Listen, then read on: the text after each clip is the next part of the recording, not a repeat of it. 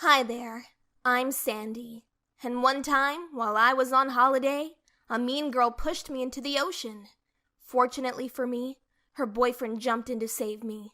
Before anything else, please don't forget to subscribe, give this video a thumbs up, and hit that notification bell icon so you can keep updated on new uploads and to show your support for me.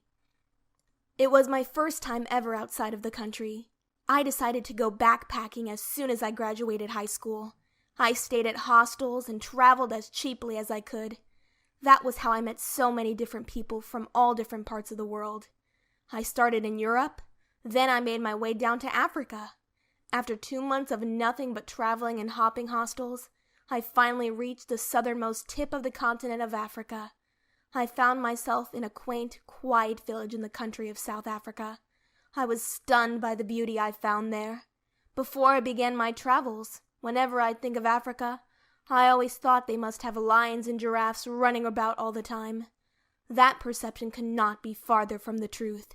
In fact, South Africa reminded me a lot of the cities I saw in the US and in continental Europe. The people were warm and the weather was cold. All right, I blame myself for that. Actually, I never knew that the seasons in the southern hemisphere work differently. I thought by scheduling my trip in June, I was going to be in the heat of the summer. Turned out, June was pretty much winter there. The waters were freezing. I even got to see a bunch of penguins chilling by the beaches. What I really went there for was the ocean. I love being by the sea. I've always told my friends I was probably half dolphin. And there, in that tiny little village, I was told I would find some of the largest mammals in the ocean. The whales. During whale watching season, all sorts of whales were always near the shore. Humpbacks, southern right whales, minke whales, and even the biggest of them all, the blue whale. Suffice it to say, I was pretty stoked when I finally checked into my hostel. Everyone I met there went for the same reasons as I did. I got to know a few of the people who stayed at my accommodations, and before the sun was low on the horizon, I'd made a few friends. We all agreed to go on a tour together, and we chose the one that would take us to a nearby island, where we would pass through what the locals referred to as Shark Alley. We would find out the reason for that name the very next day. It was the day of our tour. We waved and made faces at the adorable seals that lounged on the rocks of the beach as we made our way to our vessel. The boatman eased the boat off the harbor and began our journey. It hadn't even been a minute when the tour guide called our attention. He pointed to a shadow in the water about 20 meters from us. The captain turned the boat's engine off, and collectively, we held our breaths. The shadow grew darker and darker, and as all of the people on the boat trailed their cameras on the water, a mighty southern right whale breached the gentle waves and flew high in the air. We all gasped in awe. The water was slick on its skin as the sun shone behind it. It was the most graceful thing I'd ever seen. Is that it? Is the tour over, then? We saw a whale. That's what we paid for. We can all turn back now, someone from behind me joked. How are they so close to the shore like that? Said another. I thought we'd have to spend the whole morning further into sea waiting to see one. The tour guide chuckled. That's just the start of the tour, ladies and gents. Wait till you see the main attraction. The waters on this beach get very deep close to shore, and these gentle giants visit here often, and in great numbers. Fun fact, the whale we just saw was a southern right whale, and its tongue weighs more than an African elephant. Jesus! One of my new friends exclaimed. The realization of how massive these creatures really were made him sit down. What if they crash onto the boat? Are we gonna die? I'm gonna die. Why did I join you guys? I just wanted to eat ice cream at the beach today. The tour guide laughed at that.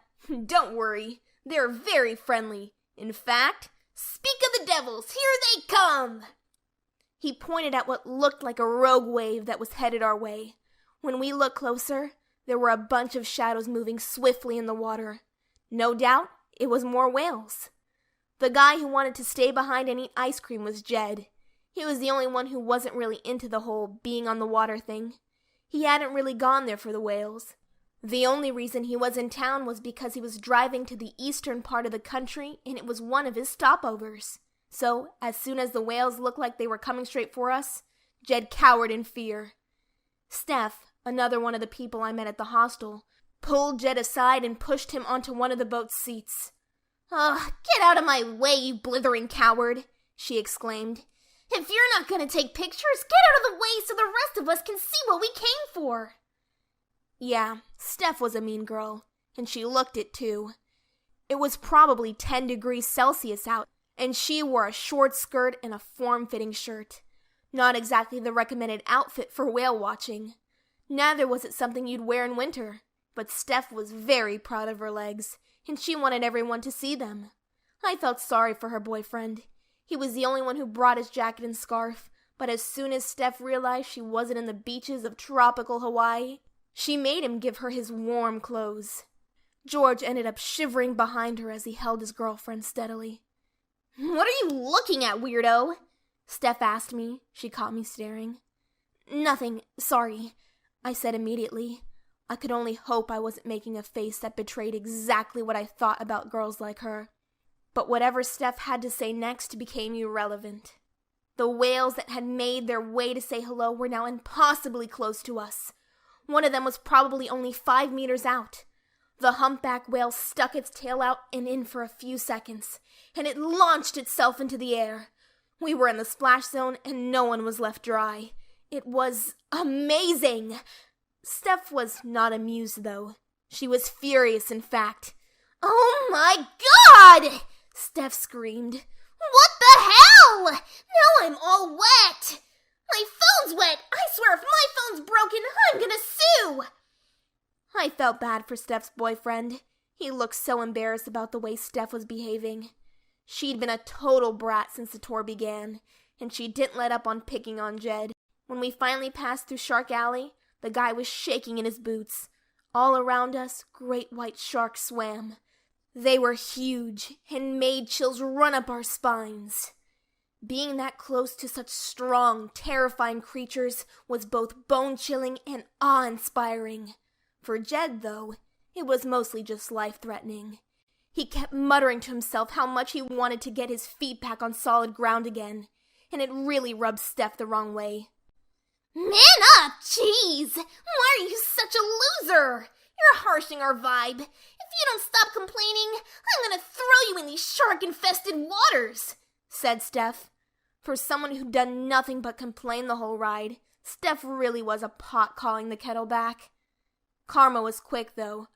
As Steph was trying to take a video of the sharks which were beginning to disappear, the boat rocked and her phone slipped from her fingers. Plop! It went as it sank into the deep, dark ocean. Steph lost her shit. "Look what you've done!" she screeched at Jed. "That endless muttering of yours distracted me, and now I've lost my phone! Someone get it! Now! Get my phone back or I'm suing this tour company!" When nobody moved to help her, she pulled Jed from his seat and made to push him off the boat. I was done with her. I couldn't just stand by anymore. "Lay off him! You've been like this the whole trip." Everyone was told to bring jackets and to secure their valuables so they don't fall off the boat. But did you listen? Stop blaming Jed and everyone else for your own stupidity and take a friggin' seat, you dumb shit, I said. Steph did not like it one bit. She rounded on me and without warning, she pushed me until my legs hit the side of the boat. I tipped over and slipped, and before I even knew it, I was in the water. I floundered and struggled in the ice-cold water. I could barely feel my skin. I tried to scream for help, but the water kept getting in my throat.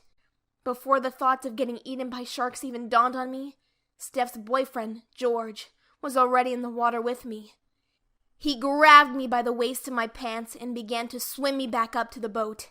His arms were strong, and in no time, he pulled me back up to safety. The captain and the boat crew did not stand for Steph's shenanigans. They immediately canceled the tour and brought us back to shore. They told us we could come back the next day for the full tour, free of charge.